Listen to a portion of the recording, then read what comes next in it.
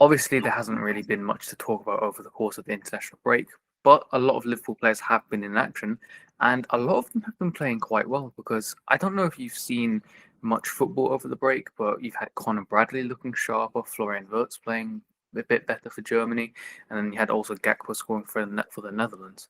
And I just wondered whether you think that their form, not necessarily those players in particular, but just Liverpool players in general, whether their form for their countries over the international break might be slightly worrying because they are playing well for their countries, but they're not necessarily playing that well for Liverpool at the moment.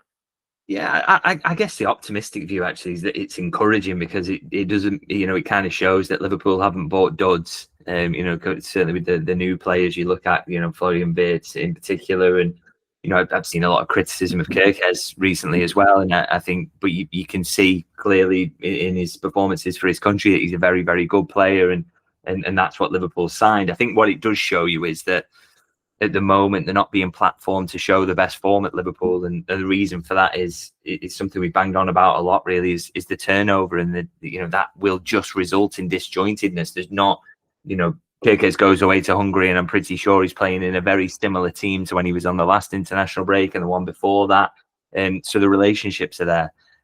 Whereas when he comes into Liverpool, it's still working itself out, isn't it? And of course, the level in the Premier League as well is much tougher. So, any signs of disjointedness will get punished, and Liverpool have seen that in recent weeks. So, I think it should be taken as encouragement that Liverpool have definitely signed good players, and there is a lot more to come from some of these in Liverpool shirts. And that, for example, with Conor Bradley, who of course isn't a signing, that his poor form is maybe more to do with the teething problems of the team as a whole. So if Liverpool can just work that out, if they can start to build those relationships, if they can start to be a little bit more settled between now and the next international break, that maybe we will see them bring this form into the club games as well. Because it's a collection of very, very good players that Liverpool have got, and you just can't imagine that they're going to be playing poorly for too long. I think when it does click, and hopefully that's in this period, Liverpool should be pretty unstoppable because these are very, very good players. You'd back their talent to come through anyway because they are so talented that it's difficult to see them continuing to play so poorly. But I then wanted to focus on a player in particular, and that's Florian Wirtz, because I wouldn't say he's been bad for Liverpool, but he hasn't necessarily been at his absolute best. And in recent times, you've seen Jurgen Klopp come out and defend him. You've seen Ilkay Gundogan come out and defend him. I just wondered whether you think that Liverpool might be able to look at Germany and how they use him as a way of perhaps getting more out of him at Liverpool. Yeah, so I saw they used him wide, didn't they, in yesterday's game against Northern Ireland, and I think that's been, they do that from time to time in that kind of wide left. I think he actually maybe started on the right yesterday, but did end up on the left in the end. I think they kind of switched wings quite a bit, so that was interesting. But I think, maybe because I think the adaptation process to the Premier League from the Bundesliga, the step up in intensity, we've seen time and time again that a lot of players struggle with that.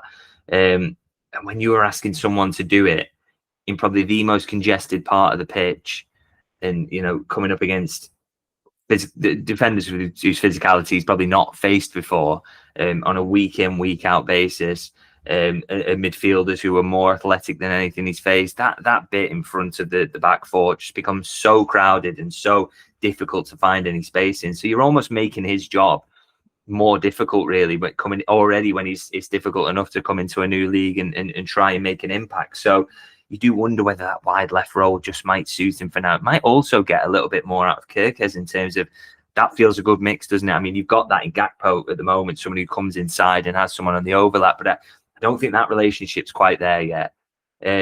So for me, maybe that kind of wide left role is something that will ease him back into the team, and it also allows you, I think, for Arne Slot to give himself the foundation of having that original midfield there. Now, obviously, the key deciding factor there, whether you want to play that, is if Alexis McAllister is fit or not. I suppose you could also say, we'll put Curtis Jones in there instead. But maybe it gives you that opportunity, whether it's Jones or McAllister, to have that really solid midfield as a basis, try and get those relationships back running in other parts of the team, and then get, a little bit more of Florian Wirtz, give him some.